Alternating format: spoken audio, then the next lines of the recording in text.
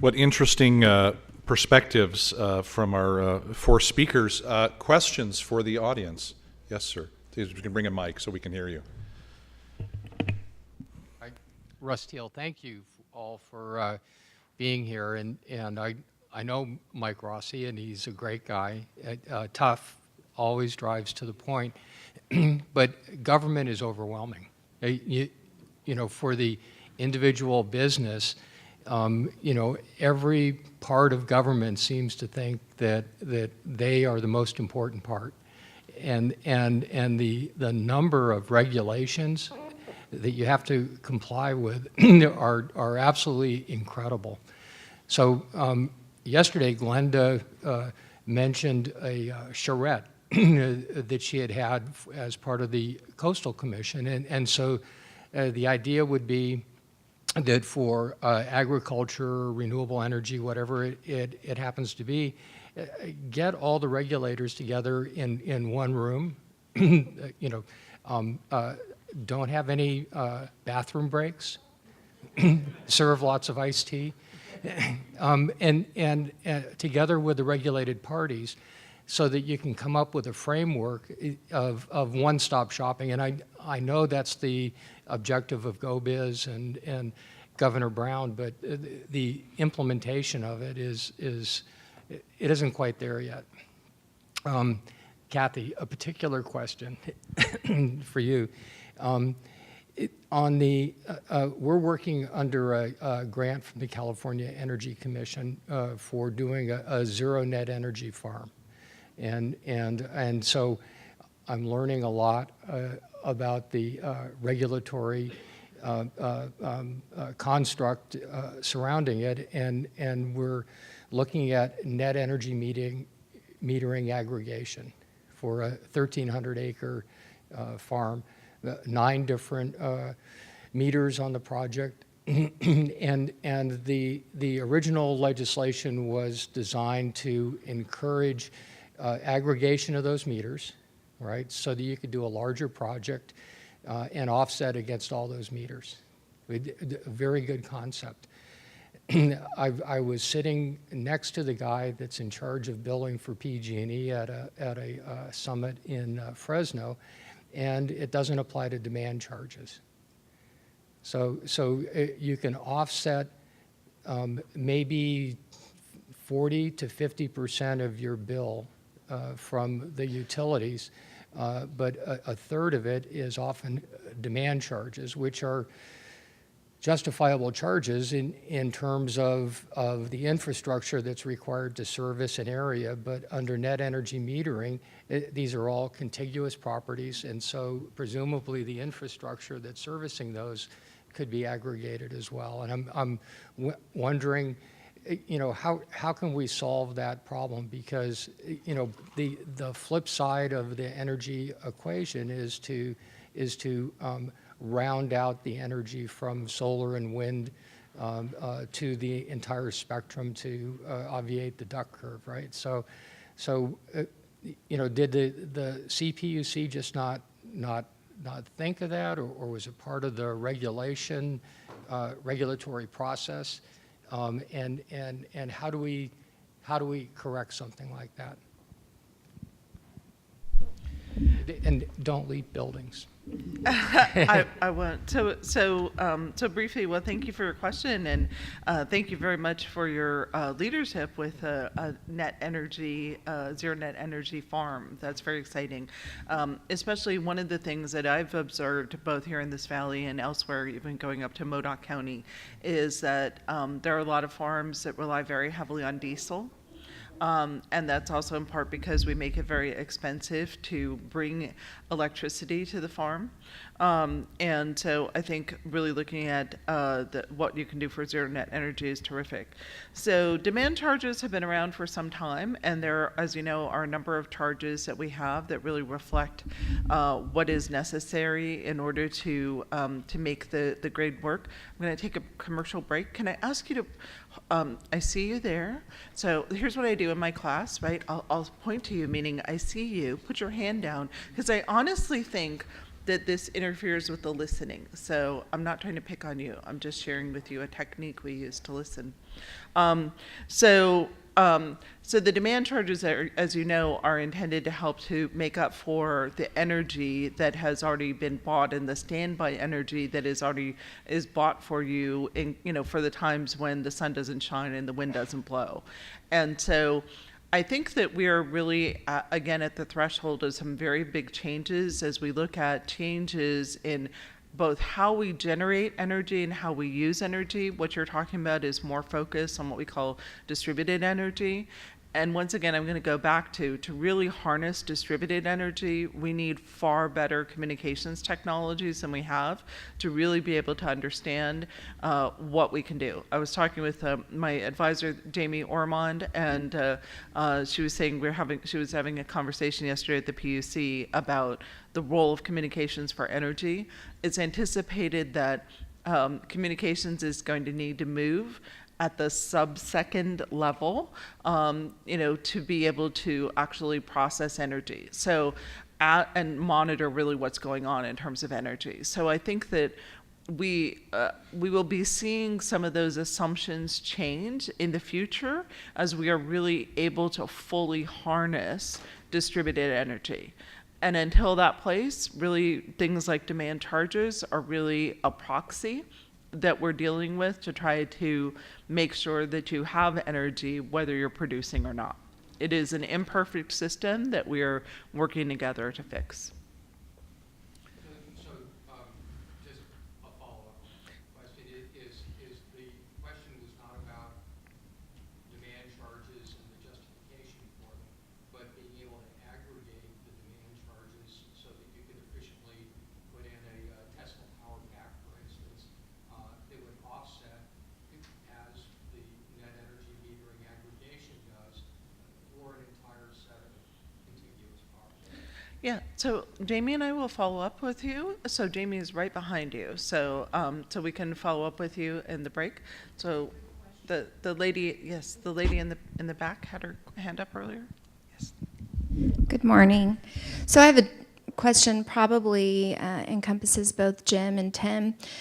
Jim, I was intrigued by your $1 million challenges, and in particular your notation of the 1 million homes. I work with multiple home builders who indicate the need and the desire to build and the shortage of skilled professionals in that area. And as we all know, about a decade ago, that industry collapsed, and many of us in the workforce realm retrained most of those professionals into other industries. And so now we have a shortage of workforce to meet that labor requirement. And if we're to build 1 million homes throughout our state, I don't know who will do that. And then if I heard you correctly, Tim, you said that your focus for the Workforce Development Board is to go outside of the construction realm. So we have a couple of training programs in Stanislaus and San Joaquin County who focus on that, but we're not going to be able to build pathways if there's not funding to help expand those. So how do we meet your goal of 1 million homes and the goal of some of these home builders if there's not a way to build the skilled workforce?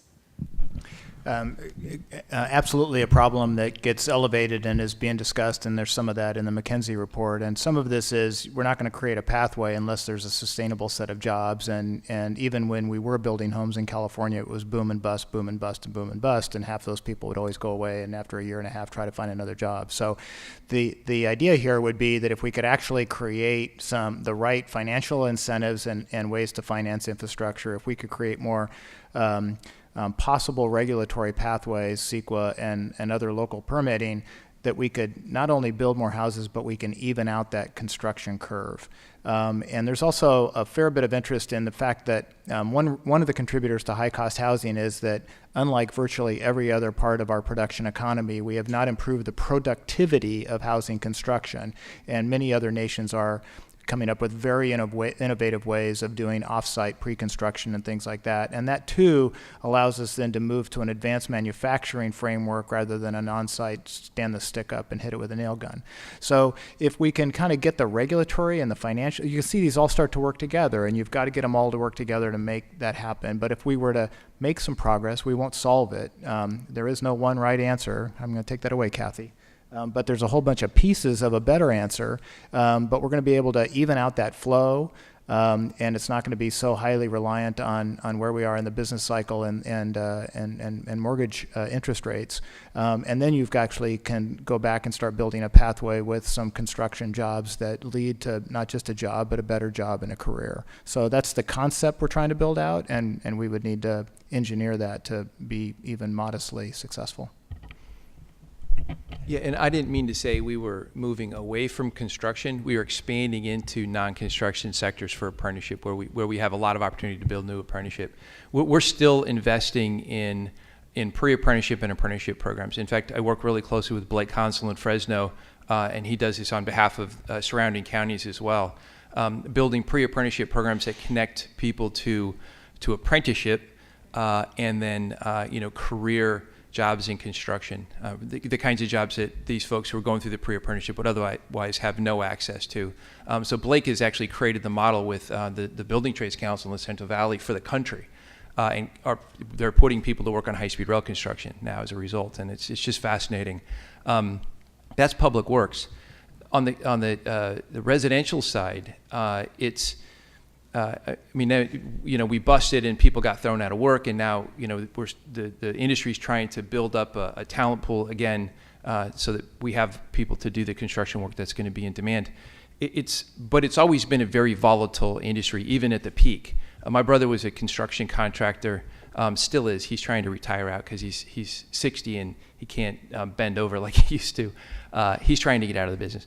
But his challenge all the time, even in the boom times, or especially in the boom times, was keeping quality people, because they were in and out all the time, constantly. So he wants, and I'd love to see this happen, I'd love to see if as a state we can invest in this, ways of stabilizing the workforce in residential construction, working with multiple construction companies and contractors to develop the talent that stays around in regions around the state. That would be fascinating. If we could stabilize it like we've done in public works, that's worth investing in. But it's going to take some creativity and certainly some work with contractors who aren't used to that culture. Just anecdotally, and this is before the bust, this is at least 12 years ago when George Radonovich was still a congressman. He did a big labor ag summit where the Assistant Secretary of Labor from Washington came down because large and small growers were having trouble finding ag workers, and at that time what was happening is that the need for labor in residential construction was actually drawing people off the fields. So we have to find some mechanism that allows for there to be greater stability, especially if we're going to dedicate public money towards training people, that there's actually not just a possibility but a probability that there'll be enough stability that it'll become a career. And the industrial or the public infrastructure side seems to offer some of that. Independent of high-speed rail, the 8 WIBs in the valley, we belong to a consortium. We undertook a study in 2010 from Applied Development Economics out of Monterey, and at that time, on the time frame from 2010 to 2020, they identified for us $30 billion of approved, not money is not in the pipeline, money is in the pipeline, public infrastructure construction across the 8-county area. And we got that report and we referred to it for a number of years as the hidden industrial sector. It is something that none of us had thought about. And the way the federal government kind of shaves money to one school district or to one city or to one county made it difficult to see the size of it in aggregate. But once we did, we jumped in with both feet with the help of our public partners. Other questions? Yes, sir. Catherine, this is for you, and at the risk of being redundant to the first question, West Hills Community College District covers about 3,500 square miles, 40 miles to the east to Lemoore, and 60 miles to the north in Firebaugh. We started looking at solar several years ago, and we were going to put it back on the wheel, and we could do 6 megawatts at the max, but then we were going to have to pay for transmission lines to come out, and just became cost prohibitive, plus the reimbursement rate for the kilowatt was something like 10 cents a kilowatt hour. Couldn't do it. So we went to the net metering route. Put a solar farm out here in Coalinga. Now, we have about 40 meters covering our entire district, and being a public agency, our revenue stream is not, has not been as healthy as it was back in the day. And we're a small operation compared to some businesses, but our PG&E runs about $1 million a year. So we were looking for a way to put a solar farm in Coalinga that serves as a net metering for the entire district for all those 40 meters, so that we could reduce our operational expense and make more services available for our students. However, the rules are that you cannot have more than 1 meter per megawatt. So that's our challenge, and I know there's regulations that govern that, so what can we do at the state level to mitigate that? Thank you.